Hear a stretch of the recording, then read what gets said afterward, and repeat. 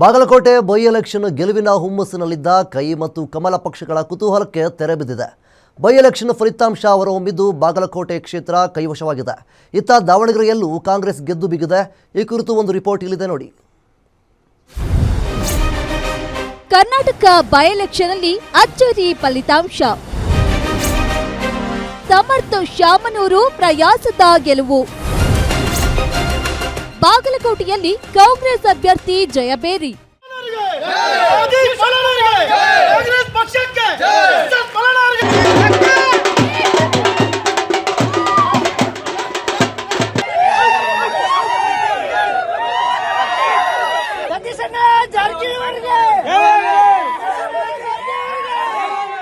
ಐದು ರಾಜ್ಯಗಳ ಚುನಾವಣೆ ಫಲಿತಾಂಶದೊಂದಿಗೆ ದಾವಣಗೆರೆ ದಕ್ಷಿಣ ಮತ್ತು ಬಾಗಲಕೋಟೆ ಉಪಚುನಾವಣೆಯ ಫಲಿತಾಂಶ ಪ್ರಕಟಗೊಂಡಿದೆ. ಆಡಳಿತಾರೂಢ ಕಾಂಗ್ರೆಸ್ ದಾವಣಗೆರೆ ದಕ್ಷಿಣ ಮತ್ತು ಬಾಗಲಕೋಟೆ ಎರಡು ಕ್ಷೇತ್ರಗಳಲ್ಲಿ ಗೆದ್ದು ಬೇಕಿದೆ. ತೀವ್ರ ಕುತೂಹಲ ಕೆರಳಿಸಿದ್ದ ದಾವಣಗೆರೆ ದಕ್ಷಿಣದಲ್ಲಿ ಕಾಂಗ್ರೆಸ್ ಅಭ್ಯರ್ಥಿ ಸಮರ್ಥ ಶಾಮನೂರು ಅವರು ಬಿಜೆಪಿ ಅಭ್ಯರ್ಥಿ ಶ್ರೀನಿವಾಸ್ ದಾಸಕರಿಯಪ್ಪ ಅವರ ವಿರುದ್ಧ ಕೊನೆಯವರೆಗೂ ತೀವ್ರ ಪೈಪೋಟಿ ನಡೆಸಿ 5,708 ಮತಗಳ ಅಂತರದಿಂದ ಗೆದ್ದು ಬೀಗಿದ್ದಾರೆ.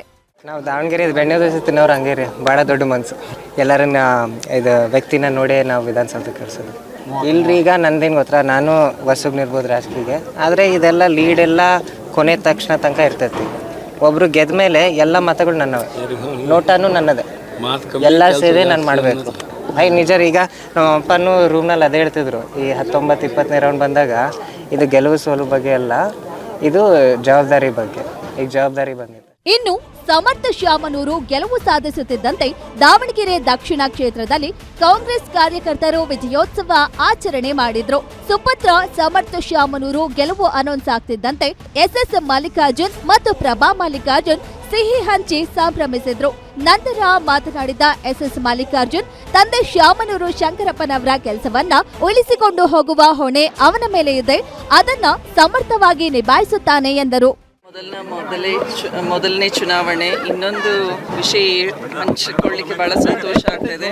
ಮಲ್ಲಿಕಾರ್ಜುನ್ ಅವರು ಕೂಡ ಬೈ ಎಲೆಕ್ಷನ್ನಲ್ಲೇ ನಿಂತು ಗೆದ್ದಿದ್ರು. ಸೊ ಇವತ್ತು ಸಮರ್ಥ್ ಕೂಡ ಅವ್ರ ಮಗ ಬೈ ಎಲೆಕ್ಷನ್ನಲ್ಲೇ ರಾಜಕೀಯ ಎಂಟ್ರಿ ಮಾಡ್ತಾ ಇದ್ದಾರೆ. ಸೊ ಅವರ ಅಪ್ಪಾಜಿಯವರು ಅಂದರೆ ನಮ್ಮ ಮಾವನವರು ಮತ್ತು ಸಮರ್ಥ್ ಅವರ ತಂದೆ ಎಸ್ ಮಲ್ಲಿಕಾರ್ಜುನ್ ಅವರು ಮಾಡಿರುವಂತಹ ಅಭಿವೃದ್ಧಿ ಕೆಲಸಗಳನ್ನು ಅವರ ಮಾರ್ಗದರ್ಶನದಲ್ಲಿ, ಜೊತೆಗೆ ನಮ್ಮ ಎಲ್ಲ ಮುಖಂಡರಿದ್ದಾರೆ ಈ ಭಾಗದಲ್ಲಿ, ಎಲ್ಲ ಸಮಾಜದ ಮುಖಂಡರಿದ್ದಾರೆ, ವೋಟರ್ಸ್ ಇದ್ದಾರೆ. ಸೊ ಅವರೆಲ್ಲರ ನಿರೀಕ್ಷೆಯಂತೆ ಅವರು ಕೂಡ ಕೆಲಸ ಮಾಡ್ಕೊಂಡು ಹೋಗ್ತಾರೆ. ಒಟ್ಟಾರೆ ಸಾಕಷ್ಟು ಸವಾಲುಗಳ ನಡುವೆಯೂ ದಾವಣಗೆರೆ ದಕ್ಷಿಣ ಕ್ಷೇತ್ರವನ್ನ ಮರಳಿ ತೆಕ್ಕೆಗೆ ಪಡೆಯುವಲ್ಲಿ ಆಡಳಿತಾರೂಢ ಕಾಂಗ್ರೆಸ್ ಯಶಸ್ವಿಯಾಗಿದೆ. ಉಪಚುನಾವಣಾ ಫಲಿತಾಂಶ ಹೊರಬಿದ್ದಿದ್ದು ಬಿಜೆಪಿಯ ಶ್ರೀನಿವಾಸ ದಾಸಕರಿಯಪ್ಪ ವಿರುದ್ಧ ಕಾಂಗ್ರೆಸ್ ಅಭ್ಯರ್ಥಿ ಸಮರ್ಥ ಶಾಮನೂರು ಗೆಲುವಿನ ಬಾವುಟ ಹಾರಿಸಿದ್ದಾರೆ. ಬಾಗಲಕೋಟೆಯಲ್ಲಿ ಕಾಂಗ್ರೆಸ್ ಅಭ್ಯರ್ಥಿ ಉಮೇಶ್ ಮೇಟಿ ಗೆಲುವು. ಬಾಗಲಕೋಟೆಯಲ್ಲಿ ಕಾಂಗ್ರೆಸ್ ಕಾರ್ಯಕರ್ತರಿಂದ ಸಂಭ್ರಮಾಚರಣೆ.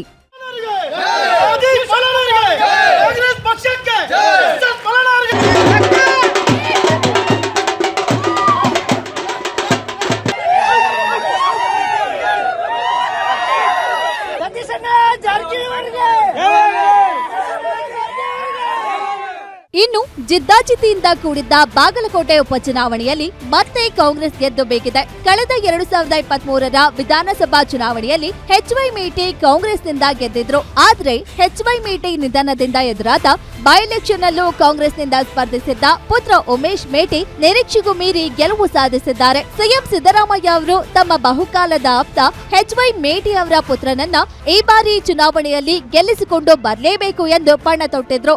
ಇದಕ್ಕಾಗಿಯೇ ಒಂದು ವಾರ ಬಾಗಲಕೋಟೆಯಲ್ಲಿಯೇ ಇದ್ದು ಪ್ರಚಾರ ನಡೆಸಿದ್ರು. ಕಾಂಗ್ರೆಸ್ ಅಭ್ಯರ್ಥಿ ಉಮೇಶ್ ಮೇಟಿ ದಾಖಲೆಯ 98,919 ಮತಗಳನ್ನ ಪಡೆದು 22,332 ಮತಗಳ ಅಂತರದ ಗೆಲುವು ದಾಖಲಿಸಿದ್ದಾರೆ. ಬಾಗಲಕೋಟೆ ಮತಕ್ಷೇತ್ರದ ಮತದಾರರಿಗೆ ಹಣೆ ಮುಣಿದು ನಮಸ್ಕರಿಸುತ್ತಾ ಎಲ್ಲ ಮತದಾರರಿಗೆ ಧನ್ಯವಾದ ಹೇಳುತ್ತಾ, ನಮ್ಮ ಪಕ್ಷದ ಹಿರಿಯರ ಮುಖ್ಯಮಂತ್ರಿಗಳ ಆದಿಯಾಗಿ ಸಚಿವರು, ಶಾಸಕರು, ನಮ್ಮ ಪಕ್ಷದ ಮುಖಂಡರು ಎಲ್ಲ ಸಾಮಾನ್ಯ ಕಾರ್ಯಕರ್ತ ಹಿಡ್ಕೊಂಡು ಇವತ್ತು ನಾನೇ ಅಭ್ಯರ್ಥಿಯನ್ನು ಚುನಾವಣೆ ಮಾಡಿದ್ದಾರೆ. ಹೀಗಾಗಿ ಹೈಯೆಸ್ಟ್ ಲೀಡ್ಲೆ ಕಾಂಗ್ರೆಸ್ ಗೆಲುವು ಆಗಿದೆ.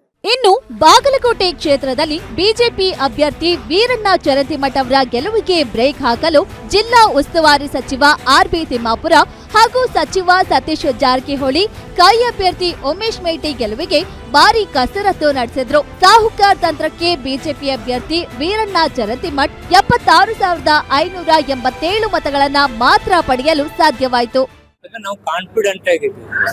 ಕಾರಣ ಏನಂದ್ರೆ ಸಿದ್ದರಾಮಯ್ಯರು ಮಾಡ್ತಕ್ಕಂಥ ಅಭಿವೃದ್ಧಿ ಕೆಲಸಗಳು, ಅದ್ರ ಜೊತೆಗೆ ಎಚ್.ವೈ. ಮೇಟಿ ಅವರ ಸರಳತೆ, ಅವರು ಗೌರವಿಸ್ಕೊಡ್ತಕ್ಕಂಥ ಜನತೆ ಗೌರವ ಕೊಡ್ತಕ್ಕಂಥ ರೀತಿ ಹಾಗೂ ಅಭಿವೃದ್ಧಿ ಕೆಲಸಗಳು. ಬಾಗಲಕೋಟೆಗೆ ವಿಶೇಷವಾಗಿ ಮೆಡಿಕಲ್ ಕಾಲೇಜ್ ಹಾಗೂ ಸಂತ್ರಸ್ತರಿಗೆ ಕೊಡ್ತಕ್ಕಂಥ 40 ಲಕ್ಷ ರೂಪಾಯಿ ನೀರಾವರಿಗೆ, 30 ಲಕ್ಷ ರೂಪಾಯಿ ಒಣ ಬೇಸಾಯ ಕೊಡ್ತಕ್ಕಂಥದ್ದು ಹಾಗೂ ಎಲ್ಲರೂ ಒಗ್ಗಟ್ಟಿನಿಂದ ನಮ್ಮ ಜಿಲ್ಲೆ ಎಲ್ಲ ಶಾಸಕರು ಕಾರ್ಯಕರ್ತರು ಒಗ್ಗಟ್ಟಿನಿಂದ ದುಡಿದಿದ್ದ ಪ್ರತಿಫಲ ನಮಗೆ ಇಷ್ಟು ಲೀಡಿಗೆ ಕಾರಣ.